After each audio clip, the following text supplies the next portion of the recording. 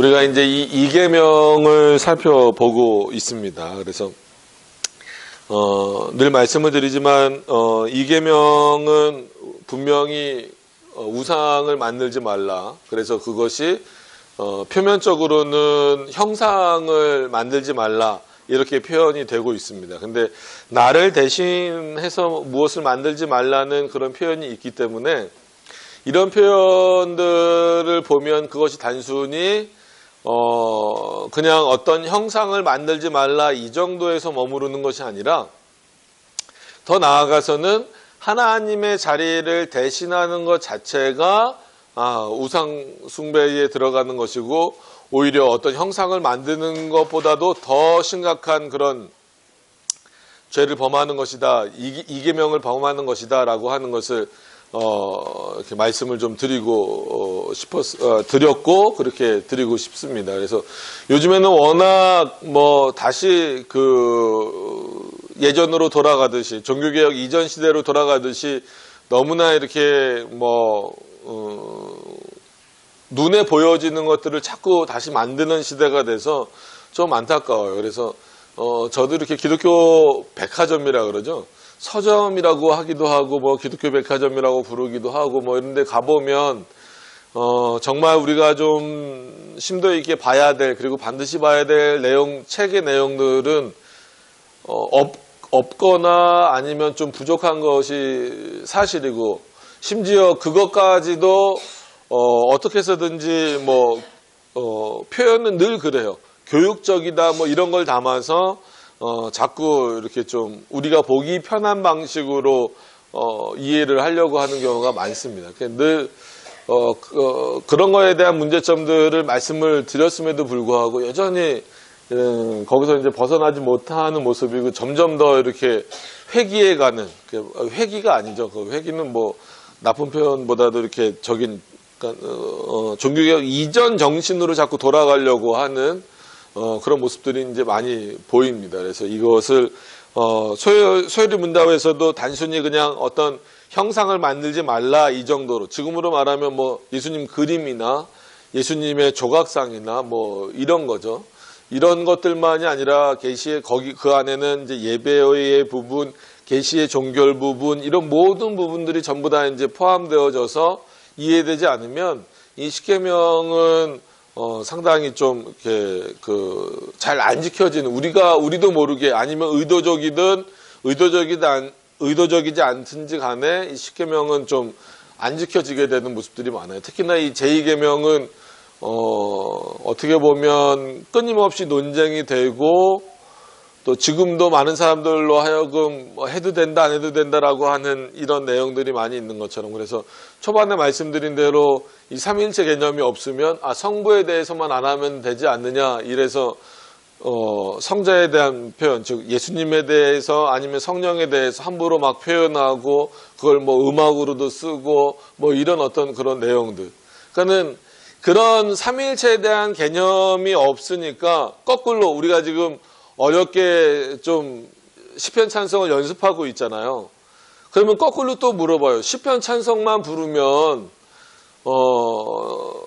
예수님에 대해서는 찬송을 안 하게 되는 거 아니냐. 그러니까 표면적으로는 그렇게 보일 수 있어요. 그러니까 부활 찬송도 없고 예수님이 탄생하신 거를 찬송하는 내용도 없지 않느냐 이런 논리가 될 수 있어요. 근데 늘 말씀드리지만 삼위일체 개념으로 있는 거예요. 그러니까 십계명을 삼위일체 개념으로 이해를 하기 때문에 이 제2계명에서 만들지 말아야 될 것이 각 모든 위격이란 말이에요. 성부, 성자, 성령인 것처럼. 그러면 시편을 계시하신 분이 성부라고만 생각을 한다면 말 그대로 우리는 예수님에 대한 찬송을 따로 불러야 돼요. 성령 하나님에 대한 찬송을 따로 또 찾아서 만들든지 성령에서 찾든지 해서 불러야 돼요. 근데 시편도 누가 기록하게 하신 건가요?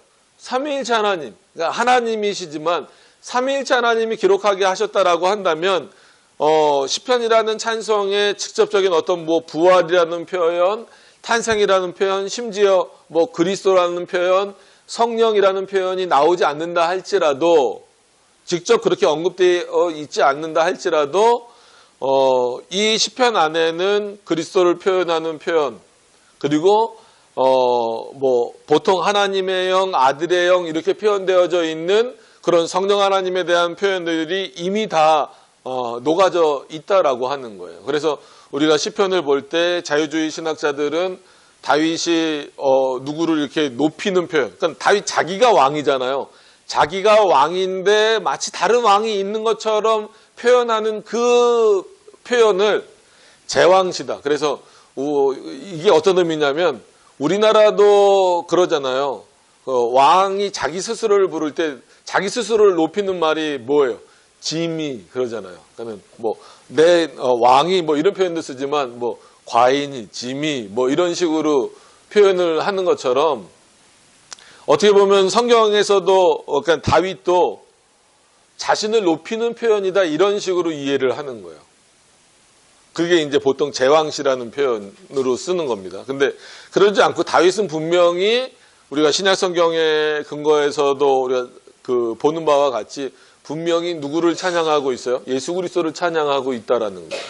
그래서 어떤 부분에서는 우리의 주대심 했을 때 그 주는 분명히 한 위격인 예수 그리스도를 가리키고 있는 부분들이 있기 때문에 그리고 성령에 대한 어떤 그런 표현들도 나오기 때문에 그것이 성령, 예수 그리스도 이런 표현이 없다라고 해서 마치 시편 찬송은 성부만을 찬양하는 아니면 구약적 사고에 갇혀져 있는 이런 찬송으로 이해되는 경우가 있어서 같이 말씀을 드리는 거예요. 오늘 이 이계명을 설명하면서 그러니까는 이계명을 삼위일체적으로 해석을 한다면 시편도 삼위일체적으로 해석을 해야 된다라는 거예요. 그래서 이계명이 우상과 형상을 만들지 말라가 성부라는 위격에만 제한된 것이 아니라면 시편 또한 성부에게만 표현된 그 의미가 아니라고 하는 것을 다시 한 번 더 말씀을 드립니다. 이제 그거에 동의를 뭐 안 하시는 분들도 계시겠죠. 여기 계신 분들은 하실 텐데 아닌 분들도 계실 거예요. 왜냐하면 소리문답에서 지난 시간에 우리가 보았던 것처럼 예배로 쭉 끌고 오잖아요. 이 부분은. 그래서 지난 그 시간에는 제2계명이 명하는 것이 무엇인가라고 했을 때 오히려 예배의 중요한 형식을 잡아주는 거예요. 그러니까 구약의 제사처럼 아주 좀 자세하게 뭐는 어떻게 드리고 뭐는 어떻게 드리고 그렇게까지 말씀하시진 않으셨지만 예배에 있어서 가장 즉 종교상 모든 예배와 규례에 있어서 중요한 게 무엇인가에 대한 내용들을 말씀하셨어요. 다른 데도 아니고 2계명에서 그러니까 3계명에서도 말씀하실 수 있고 특히나 안식일을 지키는 4계명에서 말씀하실 수도 있는데 거기서도 물론 뭐 언급하시죠. 근데 2계명에서부터 이런 내용을 언급하신다라고 봤을 때에는 이 2계명이 단순히 그냥 뭐 어떤 형상을 만들지 말라는 정도에 그치는 것이 아니라 예배와 그리고 우리들의 모든 삶과 우리 모든 사고 속에서 깊이 이 내용들이 좀 제대로 작용을 해야 된다라고 하는 부분입니다.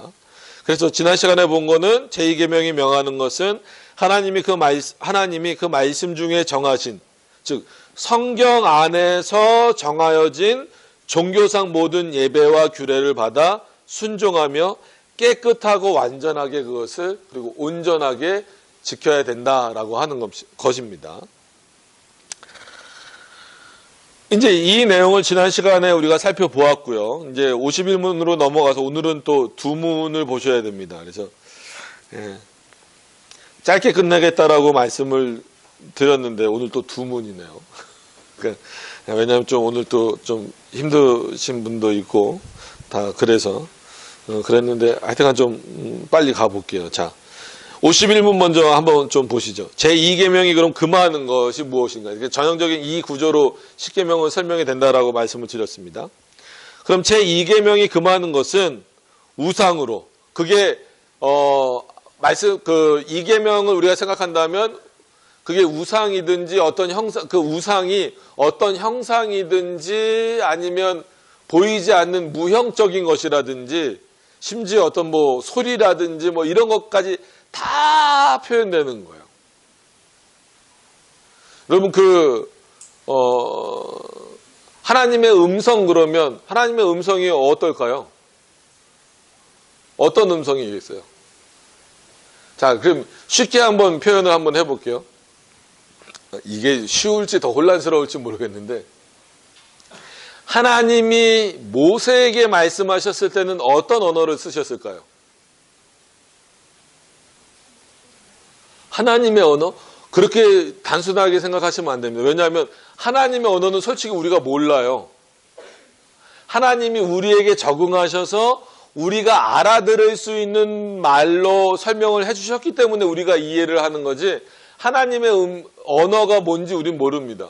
왜 이 말씀을 드리냐면 모세는 구약시대 사람이었잖아요. 그 모세와 바울을 한번 비교하려고 그래요.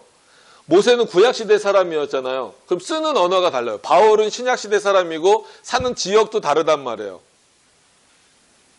그러면 언어 자체가 달라요. 보통 우리가 이해하기에 구약은 어떤 언어로 쓰여졌어요? 히브리어로 쓰여졌잖아요. 물론 중간에 다른 언어들도 있지만 대부분 히브리어로 쓰여져 있고 신약 성경은 뭐 아람어가 포함되어 있고 뭐가 포함되어 있어도 어떤 언어로? 그리스어, 보통 헬라어라고 표현을 하죠.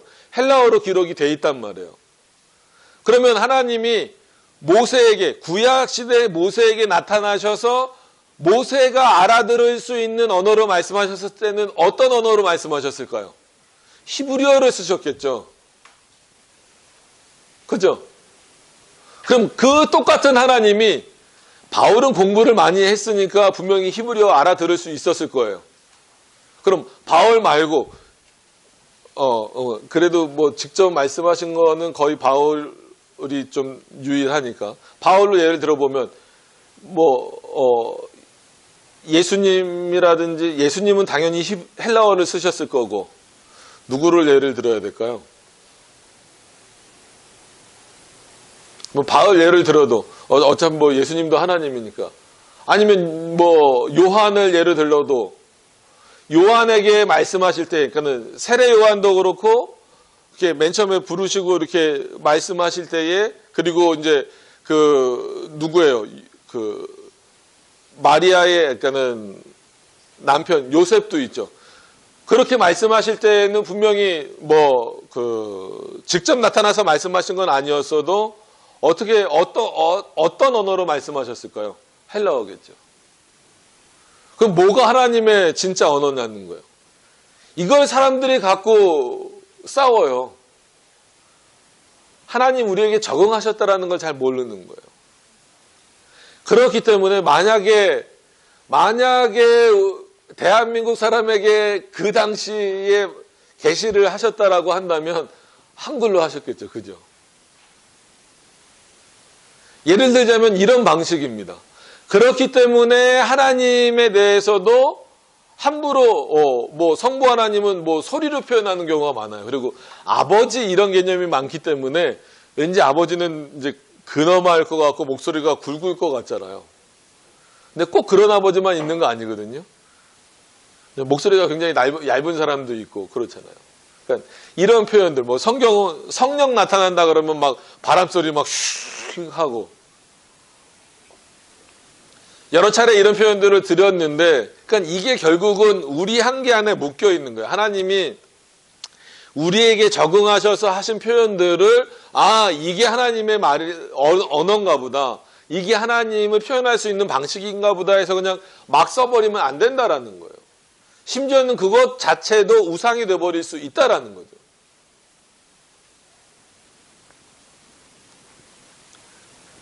그래서 이 제2계명이 금하는 것은 우상으로 그게 아까 말씀드린 대로 어떤 형상이 됐든 그래서 이렇게 막 십자가 들고 앞에 걸어 다니는 거 이것도 그게 좋은 건 아니에요. 뭐 주로 이제 뭐 엑소시즘 하고 막 이런 사람들이 그런 거 하잖아요. 막 성어 웃고 뭐 십자가 뭐 드라큘라 있지도 않은데 드라큘라는 십자가에 이렇게 박아야 된다. 근데 같이 마늘도 안 좋아하고 뭐 비투시라고 도대체 그럼 뭐가 더 효력이 있는 거예요? 동시에 다 같이 해야 돼요? 그러니까는 굉장히 이 애매한 것들을 가지고 사람들을 현혹시키는 내용들이 많아요. 비단 천주교뿐만 아니라 뭐 그걸 우리가 잘못 받아들인 부분도 있지만 우리의 토속적인 것까지 다 또 한국적인 문화까지 합쳐져서 그렇게 막 다 나타나죠. 자, 보시면 우상으로 하나님을 경배하거나. 그러니까 우상의 정의는 하나님을 대신하는 거잖아요. 그러니까 이게 논리상도 안 맞는다는 거예요. 우상은 하나님을 대신하는 건데 하나님을 대신하는 것으로 어떻게 하나님을 예배할 수 있냐는 거예요.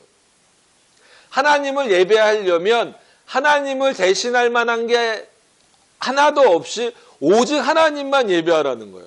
오직 하나님만 경배하고 하나님만 하라는 거예요. 하나님을 대신할 만한 것도 없지만 하나님을 대신할 만한 것으로 하나님을 예배한다?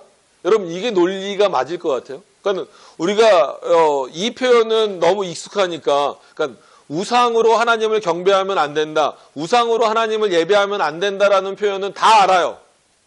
그러지 않으려고 애쓰는데 그럼 우상이라는 단어를 한번 풀어보면 뭐예요? 하나님을 대신하는 거란 말이에요. 그러니까 우상으로 하나님을 섬기는 게 왜 죄가 되냐면 논리적으로도 안 맞는 거예요. 그 단어를 풀어봐도 우상은 하나님을 대신하는 거예요. 보이는 거건 보이지 않는 거건. 그런데 어떻게 보이지 않는 하나님을 대신하는 것으로 하나님을 섬길 수 있겠어요? 그럼 사람들은 하나님은 실제로 보이지 않기 때문에 어디에 집중할 수밖에 없어요? 자꾸 하나님을 대신하는 것에 집중할 수밖에 없어요.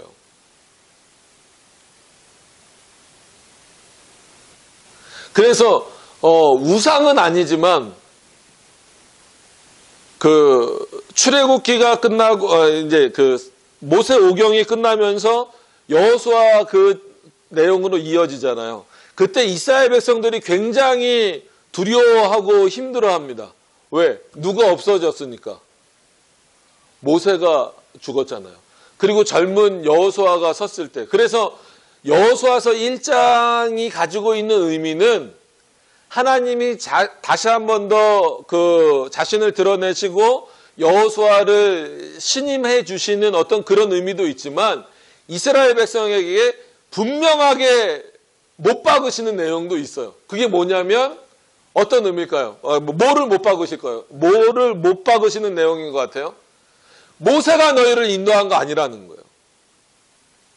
여호수아가 너희를 인도할 거지만 여호수아도 진정한 너희의 인도자가 아니라는 거예요. 그러니까 여호수아를 부정하는 건 아니고 뭐냐면 내가 모세를 통해서 내가 여호수아를 통해서 너희를 인도할 거기 때문에 너희 앞에 지금 당연히 너희는 두렵겠지. 경험도 별로 없고 나이도 어린 여호수아보다는 그 풍부한 경험과 연륜을 가지고 있는 모세가 이 요단강까지 건너서 가나안 땅까지 우리를 인도해주고 가나안 땅에 솔직히 들어간다 할지라도 거기 누가 있을지 모르는데 여호수아보다는 그 수많은 전쟁도 겪었고 심지어 바로왕 앞에서 이렇게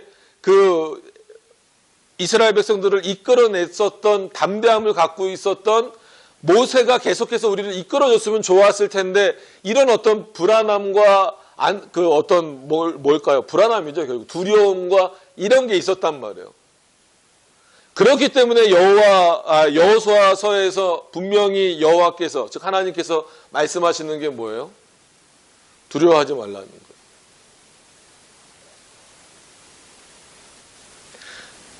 모세가 하나님을 대신한다는 의미는 아닙니다. 근데 어느 순간 이스라엘 백성들에게 있어서는 모세를 통하여 하나님의 말씀을 늘 듣고 있었기 때문에 은연중에 하나님보다는 누구를 더 바라보는 경우가 많았어요. 모세를 바라보는 경우가 많았어요. 모세는 그거를 원치 않았기 때문에 끊임없이 그래서 모세와 같은 지도자, 바울과 같은 지도자, 여호수아와 같은 지도자가 돼야 된다라는 그 표현 특히나 목사님들에게 말할 때도 늘 그런 거예요. 왜냐하면 교회도 마찬가지예요. 교회도 은근히 담임 목사님이 교체될 때 교회가 위기가 올 때가 많아요. 생각해 보면 이게 뭐 담임 목사님이 문제가 있고 없고를 떠나서 성도들에게는 누가 계속 노출이 되니까 그 목사님이 노출이 계속 뭐 몇십 년 동안 되다 보니까 말 그대로 진짜 뭐 저도 벌써 은퇴를 생각하면 안 되는데 그래도 몇십 년 남았어요. 예. 그렇게 되면 뭐 이제 연륜도 있어 보이고 막 뭔가 이렇게 또 목회도 오래 하고 막 이러다 이런 목사님이 딱 이렇게 있다가 어쨌거나 청평에서 오면 훨씬 젊고 솔직히 경험도 적고 이러면 성도들이 불안해하는 거예요. 왜 제가 이런 말씀을 드리냐면 그런 의도는 아니에요. 그 목사를 우상처럼 여기는 분도 있어요. 그렇기 때문에 문제입니다. 목사가 그거를 이렇게 그렇게 또 애매하게 끌고 가는 교회들도 있어요. 그거는 하나님 별로 기뻐하시지 않을 거예요. 성도들도 마찬가지라는 거예요. 그래서 지금 저를 통해서 여러분들이 하나님의 말씀을 듣고 있어도 이 교회의 주인은 누구시냐면 하나님이시라는 거예요. 예수 그리스도가 머리시고 제가 주인이 아니에요. 그러니까 저도 여러분도 이 교회의 주인입니다. 어떤 차원에서 이곳에서 하나님의 말씀이 바르게 선포되고 우리가 합력하여서 선을 이루어 나가는 차원에서는 우리가 주인으로서 이 교회의 역할을 감당해야 되지만 이 교회를 지키시고 이끄시는 분은 누구예요? 살아계신 하나님이시다라는 거예요. 그래서 가장 좋은 교회는 그 연륜이 많은 목회자가 젊은 목회자로 이렇게 바뀔 때에 아주 이렇게 무리 없게 잘 연결돼서 넘어가는 그 교회. 그게 어떻게 보면 뭐 나중엔 제 역할일 수도 있지만 성도님들도 그런 부분들을 늘 인식하셔야 된다는 거예요. 뭐 예를 들어서 저 목사님 말씀 좋아. 그래서 어느 교회는 뭐 그 목사님이 돌아가셨는데도 계속 그 목사님 영상 틀어놓고 예배드리는 교회도 있고 또 뭐 부목사들은 아예 설교도 못하게 하는 교회들도 있고 뭐 막 많아요. 그게 뭐 좋고 나쁘고 이걸 떠나서 걱정스러운 부분이 이런 부분이라는 거예요. 그러니까 모세를 우상식 여겼다 이게 아니라 벌써 모세가 떠나고 여호수아가 등장함으로 하는 것만으로도 백성들에게는 어떤 마음이 들어요? 모세나 여호수아나 전혀 그런 의도가 없었음에도 불구하고 왠지 불안함과 두려움이 있다라는 거예요. 이게 인간이 전형적으로 갖고 있는 마음이에요. 그런데 뭔가를 보여주기 시작하면 그리고 뭔가를 세워놓기 시작하면 심각한 문제가 되는 거예요. 그래서 이왕 출애굽기 얘기가 나왔고 십계명 얘기가 나왔으니까 말씀드리지만 모세가 십계명을 받으러 올라갔을 때 그 밑에서는 아론이 어떻게 해야 돼요? 기다려라. 지금 하나님이 모세를 통하여 우리에게 전해주실 말씀을 하고 있다. 너희는 좀 급하고 뭐 그걸 빨리 듣고 싶다 할지라도 기다리라고 하고 하나님을 올바로 섬길 수 있도록 해야 되는데 어떻게 했어요? 보여지는 것을 만들어 버리잖아요. 금송아지를 만들고 심지어 뭐라고까지 표현해. 이게 너희 하나님이다 라고까지 표현을 하잖아요.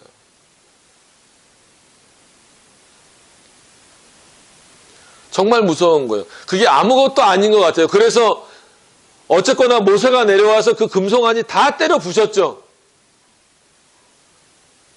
근데 그걸로 끝났나요? 아니에요.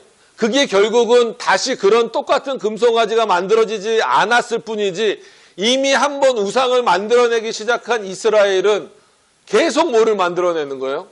금송아지와 같은 우상들을 만들어내는 거예요. 그래서 몇 번 말씀드린 것처럼 이사야도 비판을 하잖아요. 왜 똑같은 나무를 가지고 반은 잘라서 너희 신으로 섬기고 반은 잘라서 불쏘시개로 하느냐.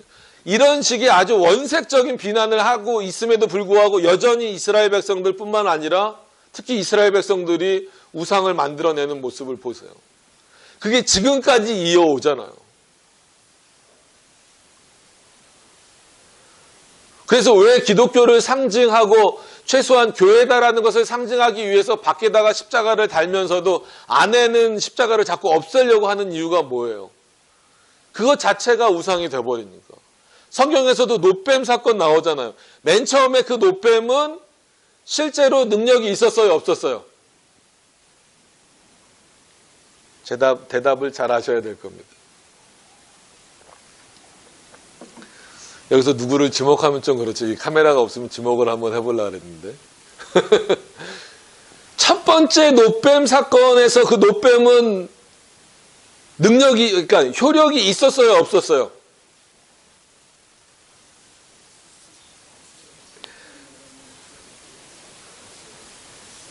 노뱀은 첫 번째나 두 번째나 능력이 없습니다. 근데 왜 첫 번째 노뱀을 보고 살아났을까요? 첫 번째는 하나님이 명령하신 거예요. 그러니까 첫 번째 노뱀은 우상입니까? 아닙니까? 아니에요. 두 번째는 왜 우상이 되는 거예요? 하나님께 묻지 않고 자기 경험으로 만들어낸 거예요. 마치 뭐의 능력이 있는 것처럼, 노뱀의 능력이 있는 것처럼. 이게 결코 쉬운 문제가 아니에요. 어떻게 보면 잘 보세요. 제 2계명에 하늘에 있는 거나 땅에 있는 것이나 땅 아래에 있는 것을 어떤 것으로도 나를 표현하지 말라고 했잖아요. 그럼 노뱀은 어떻게 해석을 할 거예요? 물론 그거는 하나님 자신을 상징하라고 만드신 건 아니란 말이에요. 근데 이스라엘 백성들은 어떻게 이해를 해버렸어요? 마치 그거를 하나님을 대신하는 것으로 이해를 해버린 거예요. 그러니까 다음에 비슷한 문제가 또 벌어졌을 때에 그때는 실제로 십계명에 걸리는 내용으로 만들어 버렸다는 거예요. 여러분, 노뱀에는 능력이 없습니다. 그런 차원에서 예수님이 십자가에 돌아가셨어요. 십자가가 무슨 능력이 있어요? 십자가는 우리가 다 알고 있는 대로 형틀이에요. 말 그대로 형틀이에요. 예수님이 거기서 비참하게 죽으셨지만, 물론 영광스러운 부활이 있지만, 그렇기 때문에 지금 바울이 말하는 십자가의 도를 말하는 게 아니고, 십자가가 능력이 있습니까? 없어요. 십자가에게 무슨 능력을 부여하면 큰일 납니다. 근데 사람들은 그 십자가를 만들어 놓으면, 그리고 심지어 그것을 간직하고 있으면서 뭐가 돼버리는 거예요? 우상이 돼버리는 거예요. 그래서 액세서리로라도 하지 말라는 거예요. 왜냐면 그게 결국은 만들어 놓으면 우상이 되니까.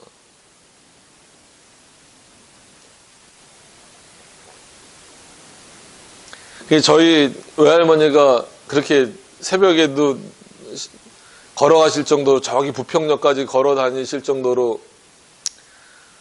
열심히 교회를 다니셨고 신앙도 좋으셨는데 못 고치신 게 하나 있다 그랬죠. 비는 용이 준다고. 네. 매일 그렇게 성경 읽으시고 찬송하고 그러시면서도 하나 못 고치시는 게 비는 용이 준다는 거예요.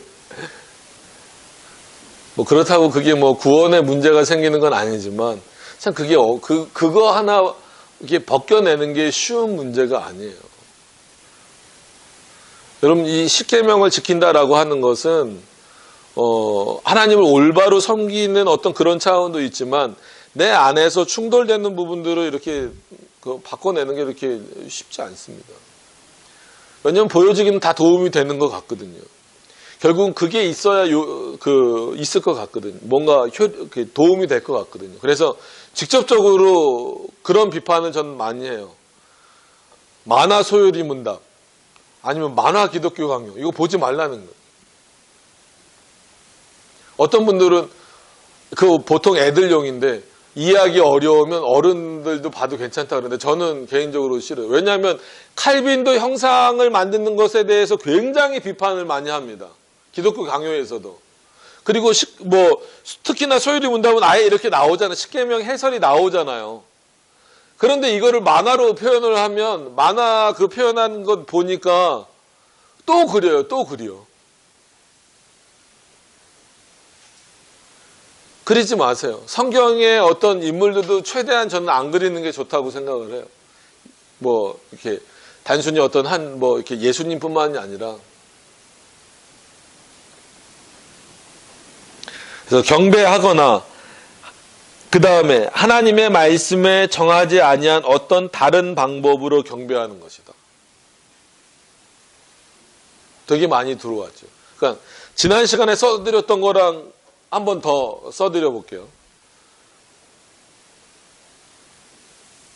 이거 루터를 너무 비판하는 건 아닙니다. 루터도 참 훌륭한 종교개혁자예요. 우리가 존중해야 되는. 근데 뭐 우리 안에서 자유주의랑 비교하기에는 너무 멀기 때문에 비교를 해드리면, 루터는 성경이 말하는 것은 옳다고 하라고 명령하는 것은 반드시 해야 된다. 그건 칼빈하고 똑같다 그랬어요. 안 되는 거는 안 된다. 칼빈도 안 된다. 나머지 부분은 어떻게 할 거냐라고 했을 때, 루터는 신앙의 양심에 맡긴다. 신앙 양심이에요. 그러니까 왜 이런 논리가 나왔을까요? 루터에게. 우린 이미 거듭났으니까. 그러니까 죄에 대한 그 부분이 약간 조금 해석이 달라서 그래요.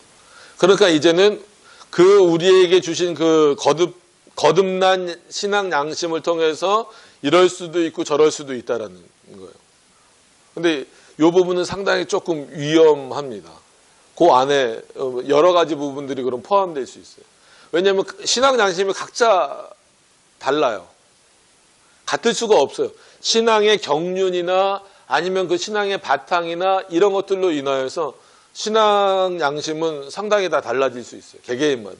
그리고 심지어 한 교회에서 한 목사님을 통하여서 말씀을 듣고 이렇게 양육을 받고 자랐다 할지라도 서로가 다 달라요. 그러니까 저도 신학교에서 이렇게 보면 같은 교수님한테 수업을 들었음에도 불구하고 입장 차이가 나는 경우가 상당히 많이 있어요. 그래서 칼빈은 이거 성경에서 말하지 않는 것은 신앙 양심에 맡긴다는 루터에 동의하지 않고 거절하는 것으로 한다. 그래서 왜 이렇게 좀 어떻게 보면 약간 가혹하고 너무 이렇게 제약을 두는 것처럼 표현을 하냐면, 인간의 모습이 어디로 향할 줄 알고 있었기 때문에 그래요. 내버려 두면 인간의 양심이랑 양심이든 의지든 생각이든 이것을 그냥 자유롭게 내버려 두면 결국 어디로 향한다라는 거예요. 성경적이지 않은 곳으로 향하고 말씀이 명하지 않은 곳으로 갈 수밖에 없다라고 하는 거예요.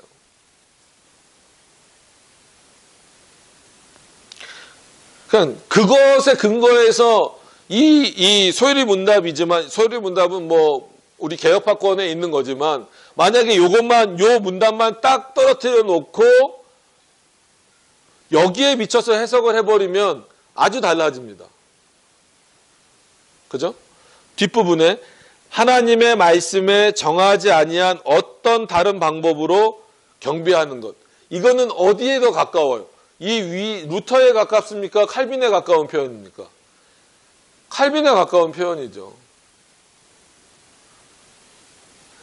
하나님의 말씀에 정하지 아니한 어떤 다른 방법이라 그랬어요. 다른 방법으로 예배하지 말라. 뭔가를 너희 생각으로 덧붙이지 말라는 거예요. 그래서 우리가 은혜의 수단이라는 것을 말할 때 여기까지 나온다 그랬죠. 은혜의 수단, 이게 교회의 표지라고도 써요. 교회의 글자까지 표지. 이 표지니까 이게 교회를 나타내는 거다, 의미하는 거다, 이제 그런 의미겠죠. 뭐라고 했냐면 말씀과 바른 말씀의 선포와 말씀과 뭐예요? 성찬, 성례죠, 성례. 그리고 이제 퓨리탄들이 이제 기도를 한 거죠. 그래서 두 가지 아니면 세 가지예요. 칼빈은 요 말씀과 성례를 말한 거고, 성례에서 이제 이성례로 가서 세례와 성찬을 말한 거고, 청교도들이 이제 기도라고 하는 것을 추가를 시켜서 이제 거기까지 받는 겁니다. 그래서 하나님은 우리에게 은혜를 주실 때 어떤 것을 통해서 은혜를 주신다라는 거예요? 말씀과 세례, 성례, 그 안에 세례와 성만찬, 이것을 통하여 은혜를 주신다라는 거예요. 그리고 기도를 통하여서 은혜를 주신다라는 거고. 그리고 교회의 표지를 말할 때도 마찬가지입니다. 교회의 표지를 말할 때도 올바른 말씀이 있어야 그것은 올바른 교회다라는 의미예요. 그리고 올바른 성찬이 그냥 성례가 실행되고 있어야 올바른 교회라는 거예요. 기도가 제대로 되고 있어야 올바른 교회라는 거예요. 자, 근데 우리가 아주 좋아하는 게 하나 빠졌죠. 반드시 있어야 될 것 같은 게 빠져 있어요. 뭘까요?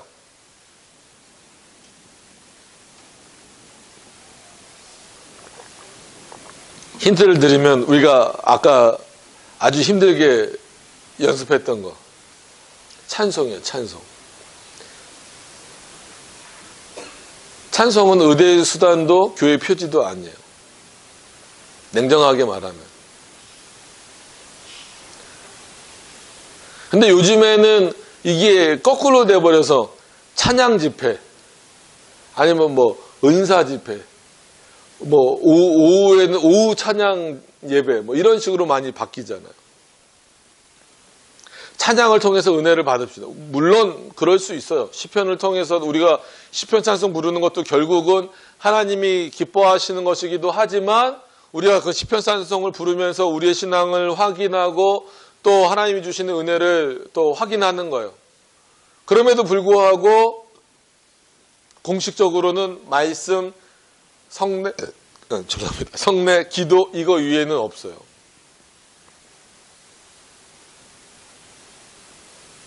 그러니까 이거 세 가지도 성경이 말하는 그대로 온전히 지키라는 거예요.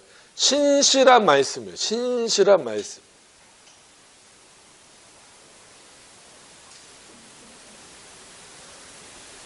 올바로 된 말씀 선포와 성례가 이어져야 된다는 거예요. 그러기 위해서는 당연히 목회자는 말씀에 대한 이해가 충분해야 되고 성도들도 마찬가지예요. 그런 차원에서 기도도 이거랑 독립된 게 아니라 붙어 있어야 돼요. 붙어 있어요. 하나님의 뜻을 구하는. 물론 우리가 필요한 것을 당연히 간구해야 돼요. 그래서 주기도문에, 물론 주기도문도 나중에 이 수요일문답에 나오지만 일용할 양식을 간구하듯이 우리가 필요한 것을 하나님께 간구하는 거 당연한 겁니다. 그럼에도 불구하고 중요한 거는 성경에 나와 있는 대로 먼저 그의 나라와 그의 의를 구한다라고 하는 이 기본적인 틀 안에서 모든 것들이 이루어져야 된다는 거예요. 그러니까 이거에 부합하느냐를 살펴봐야 되는 거예요. 그렇지 않고 이한 인간이 고안해낸 예배는 어떤 예배로 보통 얘기를 하냐면 자의적. 하나님이 명령하신 것이 아니라 너희 스스로가 만들어냈다 이거예요. 인간 스스로가 고안해낸 거다라는 거예요. 그러니까 그런 차원에서 왜 우리가 절기를 안 지키냐라고 했을 때는 구약에는 절기를 지키라고 하나님이 명령하셨기 때문에 지키는 거예요. 근데 그 구약적 절기는 예수 그리스도가 단번에 자신을 희생제물로 드림으로 말미암아 완성돼서 예수님이 구속만 완성시킨 것이 아니라 율법도 완성하셨기 때문에 뭐예요? 이제 더 이상은 그런 구약적 절기를 지켜라 지키지 말라. 지키지 말라는 거예요. 그건 폐지시키셨다라는 거예요. 그래서 구약적 절기를 안 지키는 겁니다. 뭐 그게 맥추절이 됐든 많죠. 뭐 월삭기도 뭐 이런 거 있잖아요. 그런 거 안 지키는 거예요. 그럼 나머지 분명히 예수님이 부활하셨고 분명히 예수님이 이 땅에 그 성육신 인카네이션 하셨다라고 하는 그 사실을 우리가 알고 있는데 그럼 왜 성탄절하고 부활절을 지키면 안 됩니까? 그건 성경에 지키라는 명령이 없어요. 오히려 그 부활을 기념하여서 그날에 예배를 드리라는 표현이 있기 때문에 우리 이제 4계명 가면 안식일 개념이 나오겠지만 그 안식일이 지금의 주일의 형태로 바뀐 겁니다. 그러나 본질적인 거는 똑같죠. 누구를 예배하기 위한 건 하나님을 예배하기 위한 것. 거기에 부활의 의미가 담겨져 있는 거예요. 그래서 우리는 어떻게 보면 52주 그리스도의 부활에 감사하며 감격하며 예배 드리는 거예요. 근데 그거를 한 주로 좁혀버리면 안 돼요.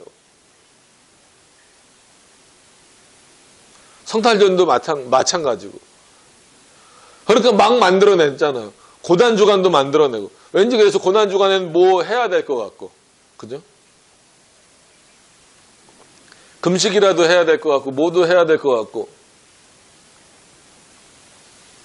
사순절도 마찬가지고. 그래서 뭐 우리 교단은 아니지만 그래도 합동은 사순절까지는 어떻게 막고 있는데 그 이유가 이제 문제지만 그게 자의적 해석이 들어가서 그러는 거예요. 어떻게 시작되었는지는 역사적으로 보면 다 알아요. 근데 이걸 이렇게 갖고 계속 오다 보면 여러분 하나님이 말씀하신 게 훨씬 더 권위가 있나요? 아니면 인간이 결정한 게 훨씬 권위가 있나요? 하나님의 말씀에 권위가 있죠. 그리고 전통으로 보던 정통이라고 하든 전통이든 정통이든 그러니까 올소독시든 아니면 트레디셔널이거든 발음도 안 되는 참 정말 진짜 네? 뭐든지 간에 다 누구에게로부터 흘러나와야 돼요. 하나님으로부터 흘러나온 것만이 되는 거예요. 근데 이거를 우리가 만든 전통이다 정통이다라고 표현을 해버리면 그건 역사가 500년이 됐든 1000년이 됐든 누구보다 짧아요. 하나님보다 짧을 수밖에 없는 거예요. 권위 면에서도 그렇고 뭐 진짜 기가 면에서도 그렇고 저도 그래서 부교육사를 19년 동안 했다고 그랬잖아요. 그러면 여러 교회를 다니면서 공통적으로 듣는 거예요. 어느 교회가 아니더라 모든 교회에서 공통적으로 듣는 게 뭐냐면 뭘 하나 이렇게 바꾸려고 하면 뭐 우리는 그렇게 안 했는데요. 그럼 그게 최소한 저는 늘 답답했던 게 왜 아닙니까? 라고 물어봤을 때 성경적이냐 아니냐 이렇게 따졌으면 좋겠어요. 그렇게 물어보든지. 근데 그게 아니라 마치 천주교가 어떤 문제를 말할 때 그들의 답변 중에 뭐 전체 다는 아니지만 일부 그런 답변이 있어요. 우리의 전통이 그렇게 말한다. 이게 천주교의 놀라운 표현이에요. 근데 마치 교회도 그렇게 써요. 이거 그럼 왜 안 됩니까? 이걸 왜 못 고치겠습니까? 라고 말하면 우리 교회가 계속 해왔던 겁니다. 그 얘기는 뭐예요? 우리 교회 전통이라는 거죠. 그러면 우리나라로 확대시켜 보면 우리나라에서 제일 오래된 교회가 어디예요? 지금 뭐 세문안교회나 뭐 이 정도 되잖아요. 이건 뭐 그 교회를 비판하는 거 아니까 저기 뭐 실명이 거론돼도 돼요. 그러면 아무리 오래돼도 200년이 채 안 됐단 말이에요. 그러면 그것도 전통이긴 전통이죠. 30년이 됐든 40년이 됐든 전통은 전통인데 그 전통이 30년 됐다, 40년 됐다, 50년 됐다라고 하는 그 전통이 하나님의 말씀을 앞설 수 있냐는 거예요, 제 얘기는. 근데 늘 공통적으로 들었던 얘기가 뭐냐면 그건 우리 교회 전통입니다. 그 교회가 10년 된 교회도 있었었고 40년 된 교회도 있었었고 30년 된 교회도 있었었고 뭐 몇십 년 된 교회도 다 있어 봤는데 뭐 이거 하지 맙시다. 아니면 이거 가르칩시다 하면은 이거 말고 다른 거 하고 그거 왜 없었냐는 거예요. 그거 왜 안 됩니까? 아니면 왜 해야 됩니까? 라고 말하면 우리 교회가 그렇게 했다는 거예요. 우리 교회가 처음 개척했을 때부터 그 전통을 만들었다라는 거예요. 그럼 최소한 그게 성경적인지 아닌지 확인을 해야죠. 그런 차원에서 인간의 전통이 하나님의 말씀을 앞설 수 있냐는 거예요. 제 얘기는. 못 앞선다면, 앞서지 못한다면, 그리고 그것이 틀렸다라고 한다면 인간의 전통은 어떻게 해야 돼요? 과감히 버려야죠. 여러분, 솔직한 얘기로 꼭 개혁신학뿐만이 아니라 그리스도인들은 최소한 뭐를 끊으려고 하는 자들이에요? 대한민국의 전통을 끊는 거예요. 그런 차원에서는. 여러분 명절 때 뭐 제사 드리시는 분 계세요? 절하는 분 계세요? 하시면 안 됩니다. 혹이라도. 안 하시잖아요. 그럼 이미 안 믿는 사람들 입장에서 보기에는 우린 뭘 깬 거예요? 대한민국의 전통을 깬 거예요. 그럼 우리나라라고 하여튼간 뭐 단군 신화까지 올라가더라도 뭐 우린 그거 믿지 않지만 가더라도 대한민국 뭐 5,000년 역사 뭐 이렇게 얘기하잖아요. 그럼 야 5,000년의 전통을 버려? 근데 아무리 대한민국이 뭐 5,000년이 됐든 6,000년이 됐든 그 전통이 하나님보다 앞설 수 있어요? 그럼 그걸 생각하셔야 돼요.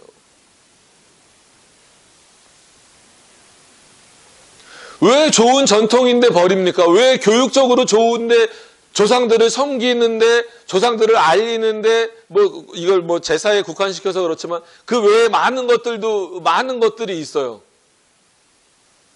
왜 근데 우리가 예수 그리스도를 믿는다라는 이유만으로 그것을 그 민족임에도 여전히 대한민국 민족임에도 불구하고 거절할까요? 때로는 그게 부부 간의 문제가 될 수도 있고 아니면 가족 간의 문제를 심각하게 일으킬 수 있음에도 불구하고 왜 그거를 버려요? 하나님을 알고 하나님을 믿고 나서 보니까 그게 옳다 그르다 그르기 때문에 옳은 것이 아니기 때문에 그래서 버리는 거잖아요. 근데 가끔 어르신들 중에 보면 권사님들인데도 이렇게 신방 가서 보면 그 동짓날 집 앞에 이렇게 팥죽이 놓여져 있는 경우가 있어요. 그건 못 버린 거죠. 그죠? 신방 갔는데 이렇게 새가 있고 거기에 이렇게 10,000원짜리가 꽂혀 있어요. 헌금을 저기다 하신 건가? 그게 아니라 저 새가 복 주는 새라 그래가지고 꽂아 놓으셨다. 그러니까 이런 게 의외로 곳곳에 남아 있는 거예요. 그건 이제 뭐 진짜 연세가 많으시고 뭐 그러니까 이해하고 그냥 그 정도는 그냥 이해하고 넘어간다고 하더라도 젊은 세대 안에서도 그게 문제가 되잖아요. 그럼 결국은 천주교회 보세요. 여러분 천주교회 자체 모순 우리나라에서 찾을 수 있는 자체 모순이 뭐예요? 로마 가톨릭의 자체 모순이 우리나라의 최초의 순교자는 그러니까 전 개신교는 별로 안 좋아하지만 어쨌거나 좀 구분을 하기 위해서 우리 그 종교개혁 이후의 사람들에서 나온 게 아니에요. 천주교가 먼저 들어왔기 때문에 거기서 순교자가 먼저 발생을 했는데 여러 이유가 있겠지만 제사 드리는 문제 때문에 순교의 결정적인 또 원인이 됐단 말이에요. 근데 지금 로마 가톨릭은 어때요? 제사 드리라 그래요? 말라 그래요? 드리라 그래요. 그러니까 어느 입장이에요? 그 전도를 하기, 그러니까 아주 이 표현이 애매하고 그런 거예요. 제대로 전도를 하기 위해서는 무조건 우리 것만 강조하지 말고, 즉, 이것만 강조하지 말고, 그 사람들의 문화를 받아들이면서 전도해야 한마디로 그 사람들과 같이 갈 수 있다라는 거예요. 그러니까 초창기에는 제사 드리는 문제 때문에 천주교에서 순교자가 발생이 됐는데 지금은 200년도 뭐 천주교는 거의 뭐 200년 됐죠. 200년 정도 지난 지금에는 한국의 천주교인들은 제사 다 드리잖아요. 다 허용하잖아요. 그게 마치 어디랑 비슷한 거예요? 여기 맡겨두는 거랑 비슷한 거예요. 이 한 줄 문장이 그래서 쉬운 문장이 아닙니다. 근데 우리는 왜 고집해요? 그러니까 세상 사람들이 보기에 로마 가톨릭이나 아니면 그런 사고를 갖고 있는 사람들에게는 열려 있다, 융통성이 있다 이렇게 표현하잖아요. 참 뭔가 좀 이렇게 같이 잘 어울릴 수 있다라고 말하지만 우리 보러는 왜 이렇게 폐쇄적이냐라고 말하잖아요. 특히나 개혁신학을 하는 사람들에게는 더 그렇잖아요. 왜 그렇게 해? 그렇다고 구원의 문제에 있어? 모르겠어요. 난 구원에 문제가 있을 수도 있다고 생각을 하니까.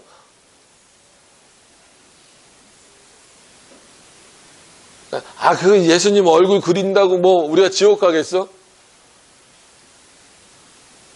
그것 때문에 지옥은 안 가겠죠. 택자라면. 근데 그런 말을 그렇게 쉽게 하는 것 자체가 저는 상당히 부담스러운 거예요. 어떻게 그렇게 함부로 표현할 수 있지? 우리가 그냥 구원받는 게 목적인가? 아니에요. 하나님의 뜻대로 사는 게 어떻게 보면 우리들의 목적이에요. 그래서 소요리문답 1문을 늘 항상 기억하시라 그랬잖아요.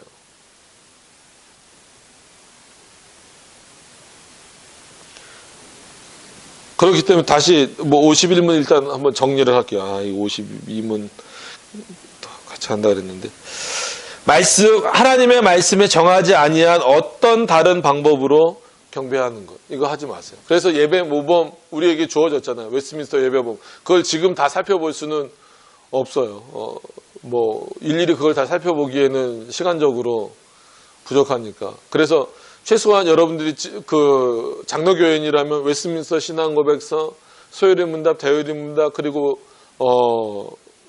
신조로서는 신앙고백서로서는 예배모범, 정치모범까지는 그냥 그렇다 그래도 예배모범까지는 가지고 계셔야 돼요. 그리고 기독교 강요 정도는 초판하고 최종판 정도는 갖고 계셔서 일반 성도들도 나 장로교회 다닌다 그리고 개혁교회 다닌다 그러면 신학생들이 아니라 웨스트민스터 신앙고백, 성경은 당연한 거고 웨스트민스터 신앙고백서, 소요리문답, 대요리문답, 예배모범, 그리고 개인적으로는 정치모범까지 포함하고 싶지만 하여튼 그냥 예배모범에서 멈춥시다. 예배모범, 그리고 칼빈의 기독교 강요 초판과 최종판, 그리고 좀 더 나가면 벌커프 조직신학 정도. 근데 그거는 너무 신학적이라고 하면은 요 6가지 책 정도는 기본적으로 보고 계셔야 되는 거예요.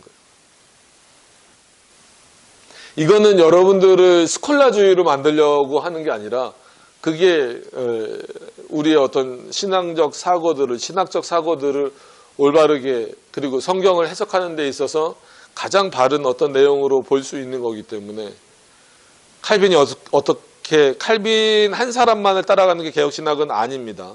그럼에도 불구하고 칼빈주의가 어떻게 이 성경을 보고 있는가 그 핵심은 보셔야 돼요. 그거에 동의를 해야 한마디로 공교회의 우리 개혁교회의 회원이 될 수 있는 자격이 되는 거죠.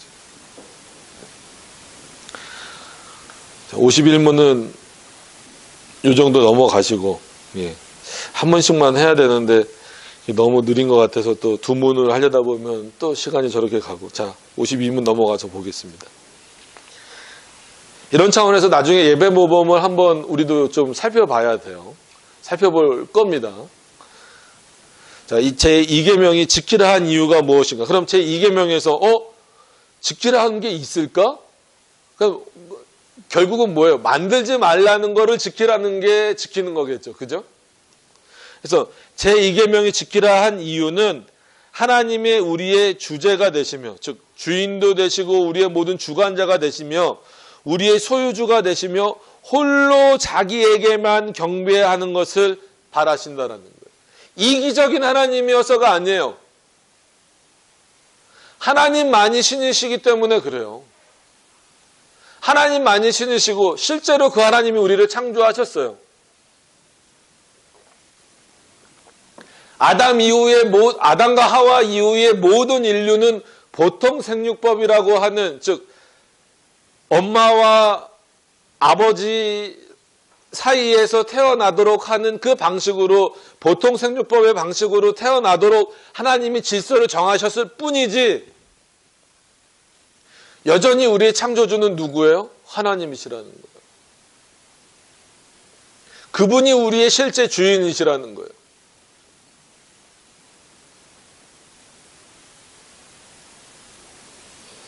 그래서 자녀를 교육하는 데 있어서도 하나님이 나에게 맡겨주신 선물, 하나님이 나에게 맡겨주신 이런 표현을 우리는 쓰는 거예요. 분명히 제 아이임에도 불구하고, 더 노골적인 표현은 안 쓰겠습니다. 제 아이임에도 불구하고, 저와 사모 사이에서 태어난 아이임에도 불구하고 누가 주신 선물로 인정하는 거예요? 하나님이 주신 선물로. 그래서 실제 자녀를 마치 내가 주인인 것처럼 막 휘두르면 안 돼요. 그 자녀에게 누가 주인인 것을 알려줘야 되는 거예요. 하나님이 너의 주인이다라는 걸 알려줘야 되는 거예요. 그래서 나를 잘 섬겨라, 부모를 잘 공경해라. 물론 십계명이 나오기 때문에 당연한 거지만 거기서도 뭐라 그래요? 전제 조건이 있잖아요. 주 안에서라잖아요. 그러면 내가 이 아이를 통해서 공경을 받기 원하는 마음이 부모의 마음이라면 하나님도 똑같으시다라는 거예요. 어떻게 보면 그것이 더 강할 수밖에 없죠. 창조주이시니까.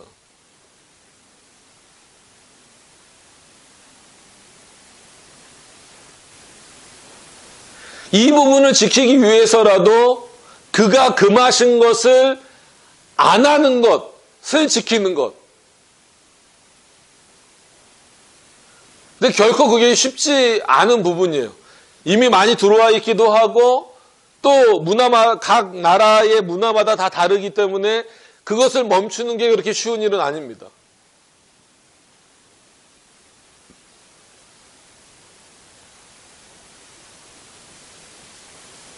주처 문제도 그렇고 술, 담배 문제도 그렇다라는 거예요. 그게 허용되어졌을 때 얼마나 그리스도인으로서 그리고 하나님에게 돌아가야 될 영광이 막히는지를 생각하면 멈추는 거예요. 단호히 거절하는 거예요. 허락하지 않는 것으로 보는 거예요.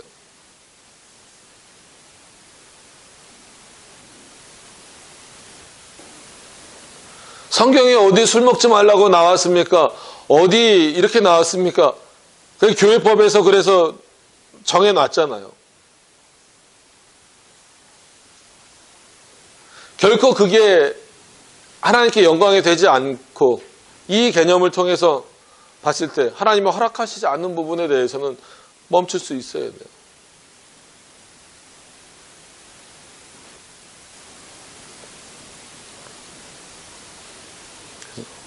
이 계명을 통해서 뭘 지켜야 되는가? 하나님이 우리의 주제이시며 우리의 소유주가 되시고 창조주가 되시고 그렇기 때문에 하나님 홀로 삼위일체 하나님 홀로에게 자신에게만 경배하기를 원하신다라는 거예요. 우리의 유일한 경배 대상은 하나님이시라는 거예요. 여러분 잊어버리지 마세요. 그래서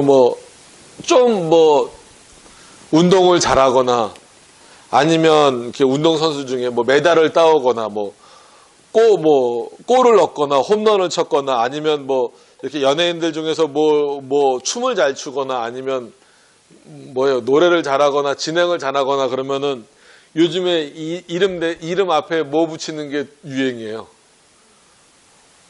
님 정도가 아니죠. 갓을 아예 집어넣잖아요.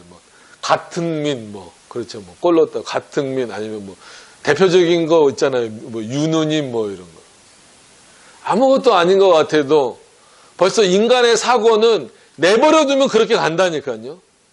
그러니까 왜 막아야 되지? 그래서 저는 이거를 하이퍼칼비니즘이라고 표현하는 분들에게 되묻고 싶어요. 이거를 내버려뒀을 때 인간의 생각이 어디로 가는가 결과물들을 보시라는 거예요. 인간의 신앙 양심으로 내버려뒀을 때 사람들이 어떻게 가는 거예요? 서로를 신이라 불러요. 물론 이제 성경에 서로를 신이라 부르라는 그런 표현이 나오는데 그건 이제 좀 다른 의미로 해석을 반드시 해야 되고. 그 예능 프로그램 진행을 잘한다고 윤우님입니까?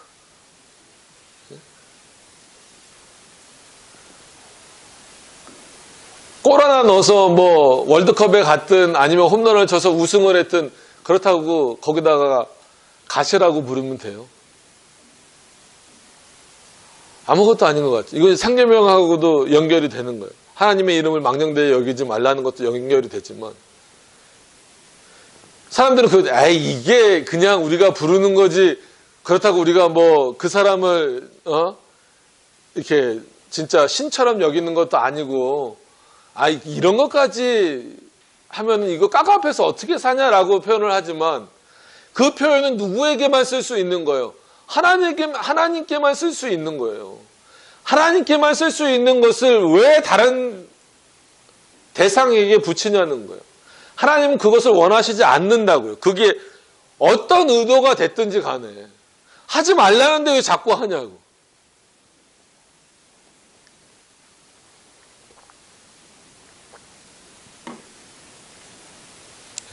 우리 둘째는 아주 저 의자가 편한가 보네요. 그죠? 네. 이거를 놓고 뭘 쓰라고 한 건데, 그러니까 사람은 그 자기가 필요한 용도대로 쓰는 거예요. 그죠? 네.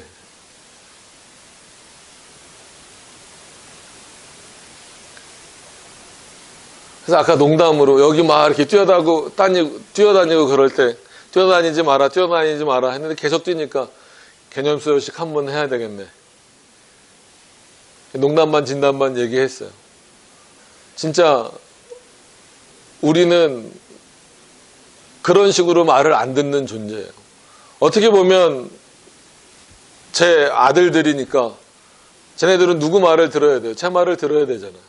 근데 안 듣고 계속 뛰어다닐 때는 진짜 잡아서 혼을 내든 개념수여식을 한번 하든 해야 되잖아요. 하나님도 마찬가지라요. 늘 우리에게 경고하시잖아요. 우리가 수요일날 말라기서를 보면서도 그러잖아요. 경고의 대상이 진짜 말 그대로 초신자나 뭐 이런 사람들이 아니라 누구예요? 제사장들이에요. 오히려 많이 안다는 사람들. 예수님 당시에도 예수님이 비판하시던 가장 큰 대상이 누구예요? 바리새인들. 자칭 하나님을 가장 잘 믿는다라고 하는 바리새인들, 대제사장들, 서기관들 이런 사람들이에요.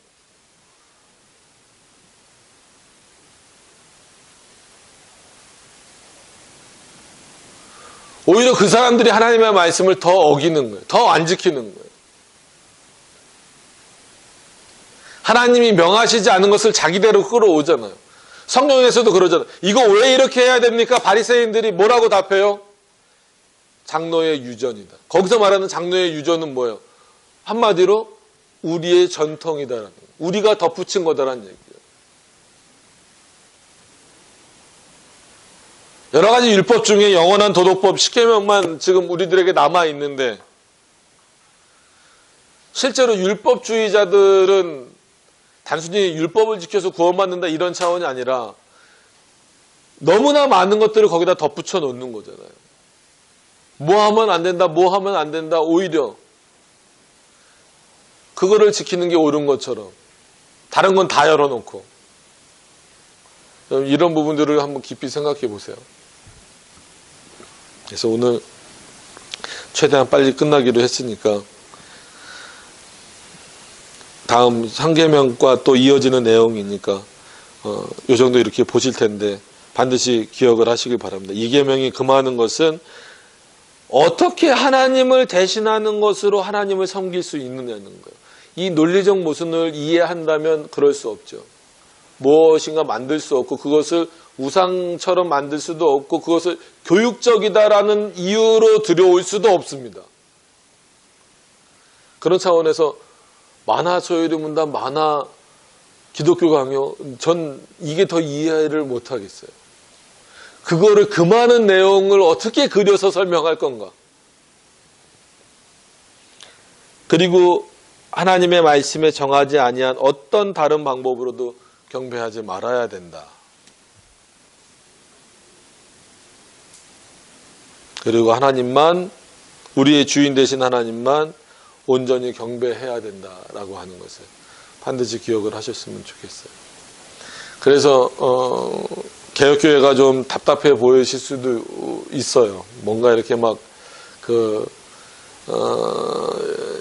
인간적인 어떤 그런 감성이나 감정들이 이렇게 막 해소되지 않을 수도 있어요. 그죠? 뭔가 이렇게 막 쿵쾅쿵쾅 한번 해주고 우리 뭐 개혁교회는 주여를 안 부릅니다. 이거는 아니지만 주여 삼창하시고 꼭 그러면서 이제 다니엘서 인용하잖아요. 뭐 주여 뭐 들으소서, 뭐 주여 응답하소서, 뭐 주여 뭐 들으시고 응답하시고 모아서서 나오잖아요. 그 절만 그렇게 그렇기 때문에 우리 주여 삼창하자 이런 목사님도 계시더라고요. 근거를. 근데 그 장에만 주여가 9번 나와요. 그럼 주여 구창을 해야지. 내가 물어봤어요. 주여 삼창을 왜 하시는 거예요? 아, 다니엘서 이거 봐봐. 여기 봐봐. 주여 들어서서, 주여 뭐 응답하소서, 주여 들으시고 응답하소서. 이렇게 다니엘이 이렇게 주여를 3번 부르고 기도하잖아. 근데 그 장에만 주여가 9번 나와요. 세보세요, 집에 가서. 9번인가 10번인가. 그럼 그거를 근거로 논리를 했다면 주여 열창을 하고 불러야 돼. 근데 이걸 뭐라고 표현을 해야 될지 모르겠지만 성경은 그렇게 보는 게 아닙니다, 여러분. 뭘 개인적인 뭔가를 해소하려고 교회에 나오는 게 아니라 우리의 주인 되신 그 하나님만 예배하기 위해서 나오는 거예요.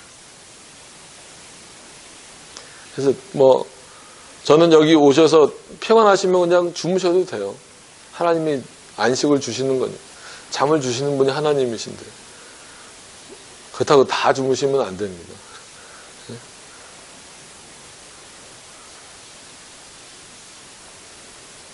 그런 것들을 좀 잘 우리가 분별할 수 있는 그런 모습들이 됐으면 좋겠습니다. 예, 기도하고 마치도록 하겠습니다.